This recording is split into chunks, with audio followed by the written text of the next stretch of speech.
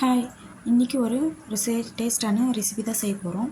வாங்க செய்யலாம். ஒரு முருங்கைக்கீரையை வச்சு போண்டா எப்படி செய்வதுன்னு பார்க்கலாம். நான் முருங்கைக்கீரையை பறிச்சுக்கிட்டேன், போண்டா மாவு எடுத்துக்கிட்டேன். முருங்கைக்கீரை போண்டா மாவு நல்லா பிசைஞ்சுக்கோங்க. அதில் மஞ்சள்தூள், உப்பு, தனி மிளகாய்த்தூள், கரம் மசாலா, மிளகுத்தூள், கொஞ்சமாக கார்ன்ஃப்ளவர் மாவு சேர்த்திக்கோங்க. சேர்த்திட்டு நல்லா பிசைஞ்சு எடுத்துக்கோங்க. நல்லா பிசைஞ்சு எடுத்து வச்சுக்கோங்க. இன்றைக்கி மார்னிங் பிரேக்ஃபாஸ்ட் என்னென்னு பார்த்தீங்கன்னா, பருப்பு சாம்பார், சாதம், களி தான் செஞ்சுருந்தேன். என் பையனுக்கு தான் இன்றைக்கி ஹெல்த்தியாக ஏதாவது கொடுத்து அனுப்பலாமேன்னு ஸ்நாக்ஸுக்கு முருங்கைக்கீரை போண்டா செஞ்சு கொடுக்கலான்னு செஞ்சேன். அதில் கொஞ்சம் வெங்காயம் நீளமாக அரிஞ்சு போட்டு நல்லா பிசைஞ்சு எடுத்து வச்சுக்கோங்க. எண்ணெயை ஊற்றிக்கோங்க. கடாயில் எண்ணெய் காஞ்சதும் நல்ல போண்டாவை குட்டி குட்டியாக விட்டுக்கோங்க. எண்ணெயில் போண்டா நல்லா வெந்து பொரிஞ்சு வந்ததும் நல்லா ப்ரௌன் கலர் ஆனதும் எடுத்துக்கோங்க. தனியாக பிளேட்டில் எடுத்து வச்சுட்டு என் பையனுக்கு நான் குட்டியாக இருக்குடா சாப்பிட்றா அப்படின்னு சொல்லி என்கரேஜ் பண்ணி போட்டு அனுப்பிச்சேன். நல்லா விரும்பி சாப்பிட்டான்.